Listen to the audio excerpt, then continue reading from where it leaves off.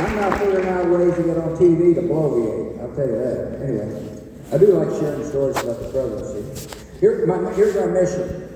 I want you to leave here optimistic about the future of this country, because I am.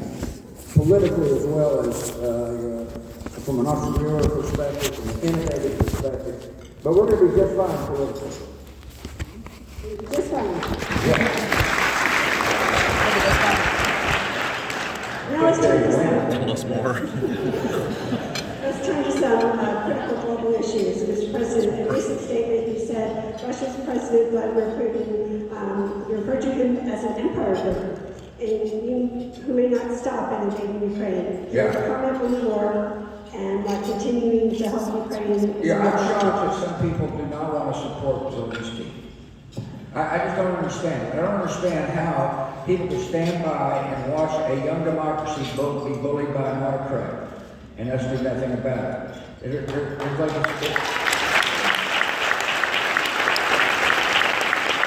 no understanding of history. There's no like remembering what happens when an autocrat goes unchallenged throughout history, and we're sitting on the sidelines. And so look, we'll become isolationists to a certain extent. Why the World Affairs Council is really important. America, if America withdraws to our borders, the world would be a lot worse. That used to irritate people when they hear me say that, but it's just the truth. It's exactly what the truth is. And yet we've got people in our country that are kind of populist in nature that say we don't have a responsibility overseas. And I couldn't agree less with that. I think we've got a huge responsibility to promote human rights and human dignity. You know, one of the great programs that America funded was PEPFAR.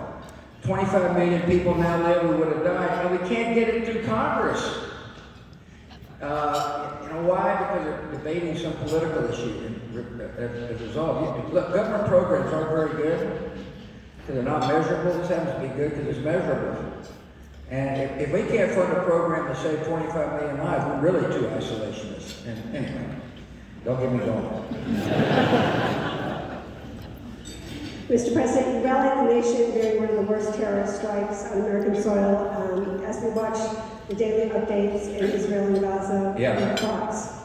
My thoughts are that terrorists will kill the innocent to achieve political objectives. I don't know Hamas leadership, but I suspect the political objective is to stop any rapprochement between Israel and other Arab nations. I suspect that, I have proof of this, but that Iranians are anxious to see Israel surrounded with terror. And, look, I mean, it's similar in some ways, but the leader of a democracy's main job is to protect the security of his people. And I think it's important for Americans to recognize that, and that our allies under assault, and we all support Prime Minister Netanyahu all the way. There's going to be a lot of pressure.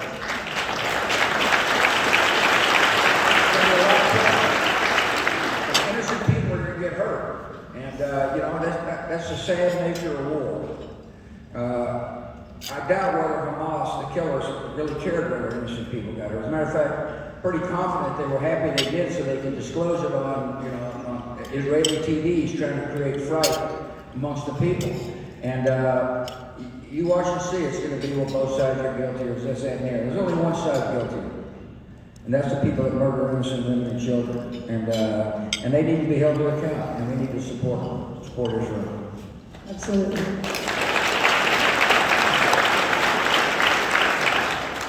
Many of us watch TV, we see what's on the news, we see the horrors and that we are exposed to.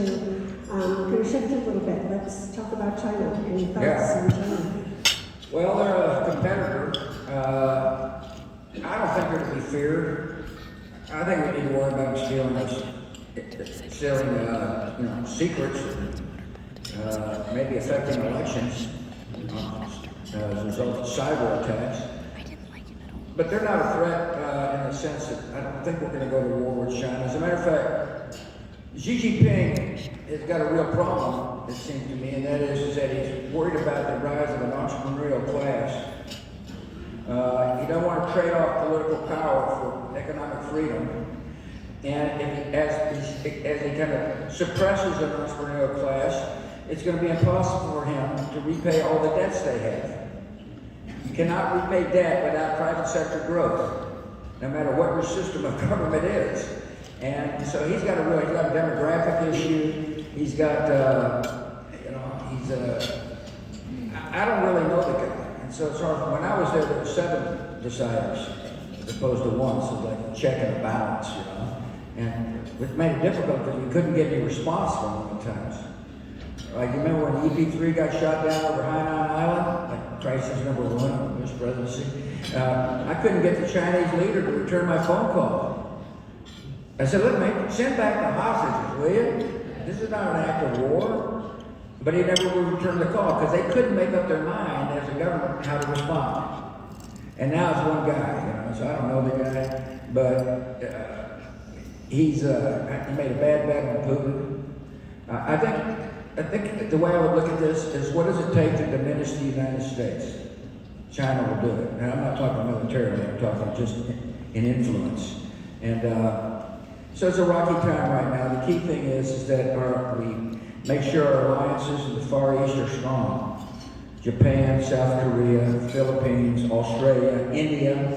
And so the Chinese know that we're not just speaking on our behalf, we're speaking on behalf of an alliance of shared values, and which will make it easier to maintain the peace. It's hard to imagine all the problems, issues, decisions that come across the president's desk. How you not only have responsibility for the citizens of the U.S., but you have responsibility for so much of the world. Yeah. How did you go about dealing with some of America's biggest adversaries, places like North Korea, Iran? I wouldn't give them a platform. I said, this great country stands in freedom. We're not going to give people who don't believe in human rights and human dignity a chance to stand next to the U.S. president. And so I was tough for a reason. I didn't want to embolden tyrants to the extent of people inside those countries and discourage people inside those countries from watching their autocratic leaders be praised by a U.S. president. So, we put together and we have to rally the world. The United States can't impose sanctions on Iran alone. But it took a lot of diplomacy to convince people of the danger of Iran. I happen to believe that they're intent upon destroying Israel. And that's what they say they're going to do. And as an ally, we need to prevent that from happening, not only for Israel's sake, but for the sake of peace in the Middle East. And rather than try to placate the Iranians, that wasn't my stance. And also, I believe very strong in clear signals, like when you say something, you mean it. It's not like kind of wiggly lines, This is a line. If you cross it, you got a problem. And that used to irritate a lot of our citizens. I understand that, but at least I was clear spoken, so people knew where we were headed. And Your most difficult day in the White House? Do what? What was your most difficult day? Difficult, troops in the combat. By far. And what's interesting about that is that because my presidency was 8 years separated from my father's presidency, first of all, I was 1 or 2 presidents with their father alive during the presidency. John Kennedy was the other one. His dad made it a month, I think, after he got sworn in. And so I have a father who had done the same thing. Knew exactly how presidential decisions are made and what it feels like to put somebody in harm's way. And he would call me after some of these decisions and say, son, he didn't say second guess strategy or second guess tactics. He said, I'm proud of you, I know what you're going through, and I love you. Which is unbelievable.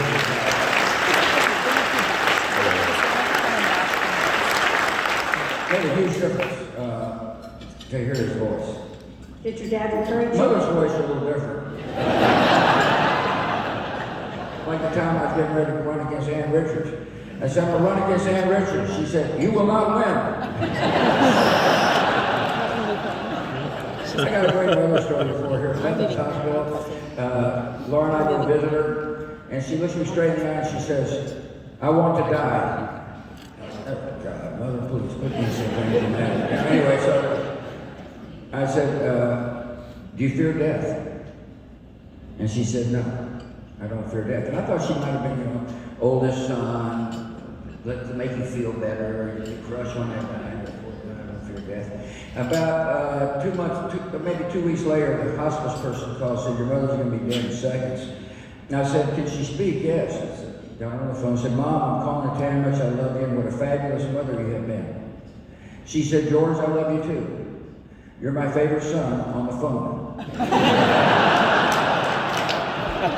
And those were the last words my mother spoke to me, thereby proving she did not fear death. We loved her hearing this.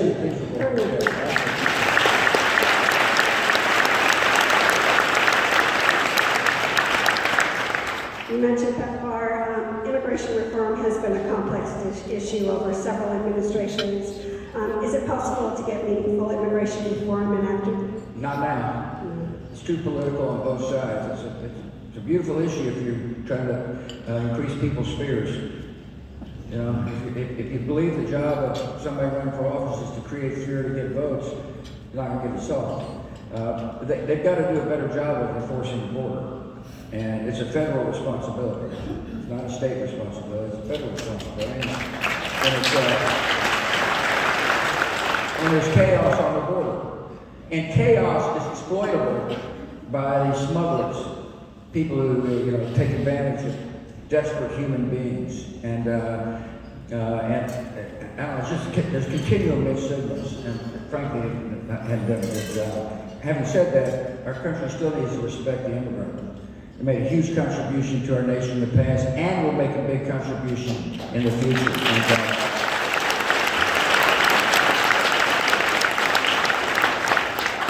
Speaking on immigration, you're the author of 4 books, Decision Points 41, A Portrait of My Father, Portraits of Courage, and in your recent book, Out of Many One, you shared many paintings of U.S. veterans and immigrants. Can you tell us your goals in wanting to Sure. write this book? So I don't really, as I said, I don't want to be a political bloviator, and I had enough of politics, and I don't want to get in there and pig wrestle people to make a point. And so, but I decided to use the paintbrush as a way to talk about the contributions immigrants make and had made to our country. So I painted 43 immigrants.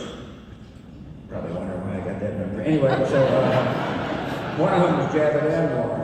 I painted Javed. I painted people like Javed. So Javed comes to the United States with nothing except a dream.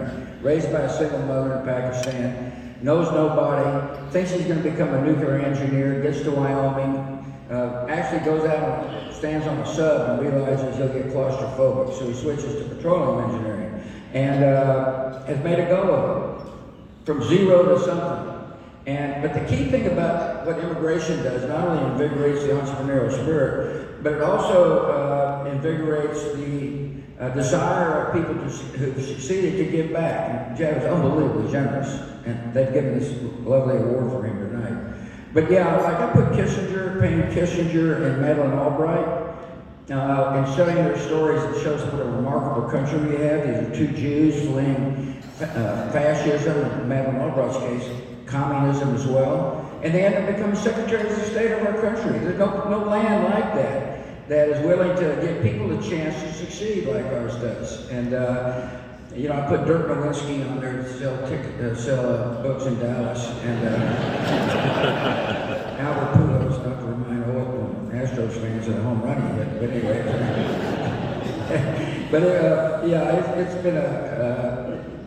It's been a joy. We've had some of them paintings on exhibit here at Houston Public Library, like veterans. I painted 98 vets, all of whom got wounded as a result of my orders. The idea was to honor their service, to remind Americans how fortunate we are to have people volunteer in the face of danger, and remind Americans how we need to help veterans transition from military life to civilian life, which it may sound simple, but it's not. So you got a kid who gets out of high school, joins some unit that's overseas, and he comes out and says, I think I'm going to go work at Walmart or something. Go applies for the job. What's your skill set, son? Well, I'm a sniper. Well, we don't need one this year.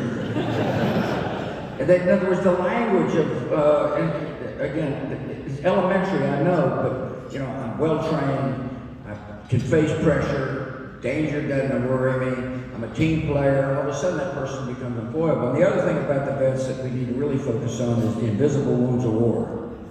And that's really what this book does. It highlights the recovery of, you know, 98 vets to one extent or another from the invisible wounds of war. And it starts like with being a drunk, you know, you gotta admit you got a problem. And it's hard to get some of our vets to admit they have a problem. So we've set up networks to more enable them to do so with other vets. Anyway, that's why I did the book. Were you always an oil painter? No, I didn't. I was raised in West Texas, so it was like art or football. I chose football. Anyway, I was agnostic on art. And I didn't give a damn. And we lived in a huge art collection in the White House, which I never paid attention to. My mind was elsewhere on a daily basis. And I finished the presidency, and you know, the learning experience of the president is something I missed a lot. I didn't really articulate it that way, because as you said, I was busy writing books, which shocked people in New York, by the way. He's a very good They painter. read, much less write. Yeah, he's a very good painter. No, they're And good. so by chance, a guy said, you ought to read this essay by Winston Churchill. I'm a huge admirer of Winston Churchill. As a matter of fact, I think Zelensky is the Winston Churchill of this century. And he wrote this essay called Painting as a Pastime. It's really worth reading. Get the big print version. Anyway, so, and I read it, Googled his paintings, and went home and told Laura, I said, if Churchill can paint, I can paint. Now, I know it sounds cocky, right? Gotta be pretty cocky to run for president. Only me out of 300 million of you. Anyway, so we hired Gail. Now, Gail, like a lot of the art community, was not my base of support, and she was nervous, like really nervous. I said, there's a Rembrandt trapped here, Gail. Your job is to liberate him. Anyway, so started the liberation process by getting me to paint a cube. And then I painted a watermelon. And then I told my mother I was a painter. She said, you can't paint. I said, I sure can. We'll paint my dog. So I became a pet portrait painter. And I've been painting ever since, and it's changed my life substantially. And you know, there's a lesson there. You know, like I'm 77, my buddies all kind of hanging around trying to figure out what to do. You know, I said, paint. And they said, I can't paint. I said, that's fine. That's what I said a decade ago. If I can paint, you can paint. And the lesson is, don't be afraid to try new things, particularly when you become a geezer. What are you painting now? I'm painting, so I've switched from oil to gouache. This is Houston, I've never heard of gouache. Anyways, Gouache. It's a water-based paint. It's more opaque than watercolor. And it requires a different painting skill. And so I've taken old photos of my family, like my great-grandfather, my dad, my grandmother, my brothers and sisters when they were little, and recreated those paintings using gouache as something to do. So during your time in office, you laid aside your golf game. I'd be remiss and probably take something from my husband if I go home and not having asked you about golf. Yeah, I was pretty good at one time, but I had 8 screws put in my back because my spine was twisted. And so I'm coming off a fusion, and I played 9 holes like yesterday. Miserable 9 holes. Well, I was right before I went to the Ranger Astro game, but never mind. Well, you know that's going to be my last Yeah, you gotta ask about that. He used to be the owner or general manager of the Rangers. Like maybe go to the World Series. Houston people are like really bored with it because you go every year. Suffering Ranger fans, you know. But it was interesting. Let's see, last night that it sounded like there was as many Houston Astros fans as were Texas Rangers fans in the state. But it's great. I'm a huge a baseball guy. Grew up an Astros fan, Colt 45s, by the way. And it's really fun. It's a fun series for Texas. It's really good for baseball. And, we'll see how long it goes. Astros got a damn good team, by the way. They're real good. So I enjoyed your paintings, I enjoyed the stories, I enjoyed meeting the people in the book. Do you have plans for another book? I do not. No. Next I'm question. open for suggestions, but I really don't. I don't know, kind of getting up there. Seems slightly tedious. I guess if I were politic, I'd say, no, I'm looking forward to being a grandfather, which I am, but in short spells. Anyway, no. Okay. How about Jenna, TV star? Got followed the fake ID of the University of Texas. She's come a long way. And little Barbara, you believe this or not, little Barbara's kind of intellectual of the family. Miss one on the SAT math. And now works for the NBA. She couldn't tell you who's the leader in the Western Division of the NBA, but she damn sure can tell you the NBA's got social responsibilities to help the neighborhoods where they play basketball. Anyway, we're real proud of our girls. They're great. They're great. And Houston loved the Bushes. We love you, Mr. President. Thank you very much.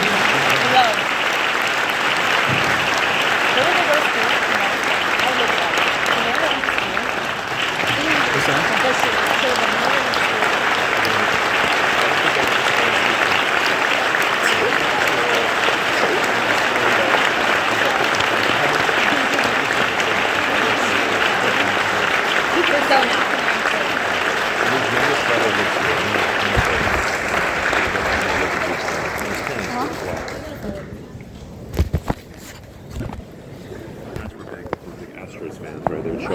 Are you going to the bathroom? You're going to talk to Bush. Bathroom. Yeah, talk to Bush. If you go out those doors, is there a chance we'll see Bush?